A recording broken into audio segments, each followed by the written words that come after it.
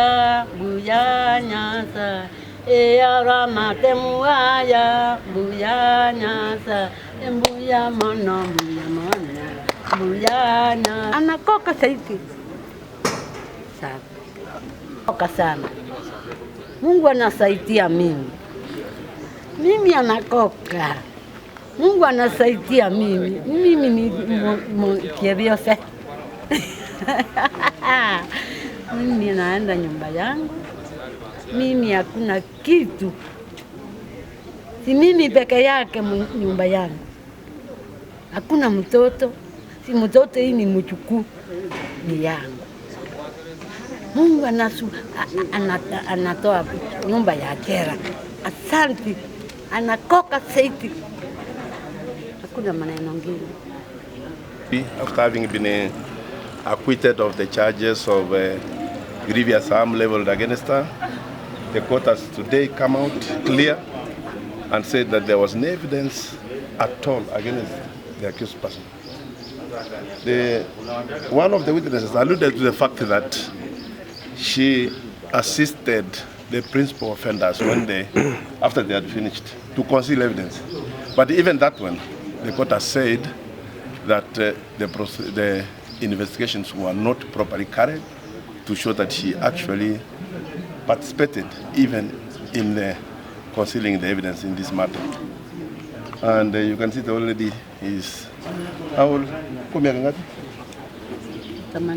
She's 8 years and she looks happy, she looks set.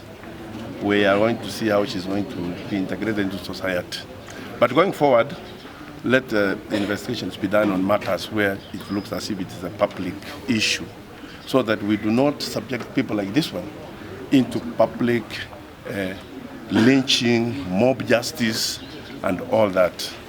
This case is a classic case which shows a grandmother who was very happy with her child, who even told the court that there was no reason to kill her child, whom she had a lot of faith and a lot of interest, a person who was going to inherit her property, a person who was going to continue with the lineage of her generation.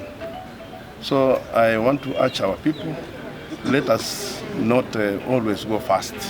Let us give the courts time to decide. It is the work of the court to decide who is guilty and who is not guilty. Members of the public, kindly let us go slow on such matters and allow the investigations and the courts to do their work. Asante. Mungu anakusaidia. Anaenda hii Mungu anapeleka wewe. Anakusaidia. Mungu anasaidia.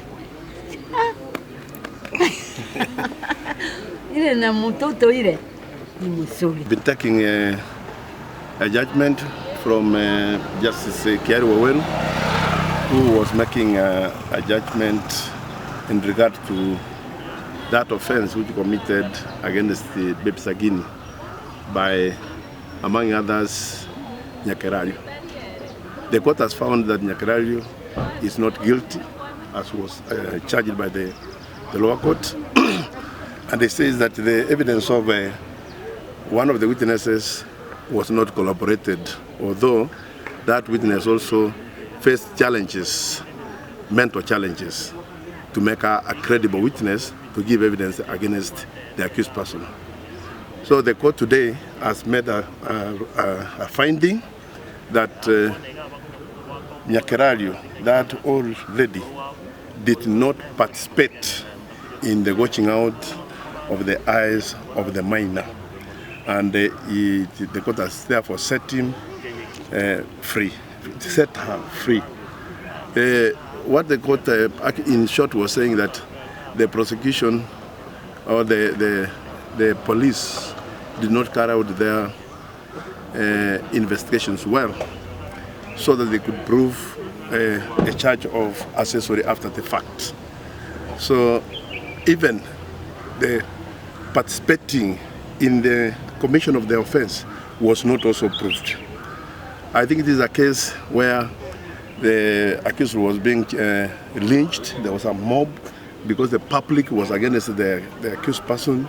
The public did not like the offense which was committed, and therefore the public opinion, in the court of public opinion, the accused looked guilty, and I think the court also was drawn into that matter. Therefore, I want to say that the accused is now free. She has been acquitted, and she's no longer guilty of the charges as placed.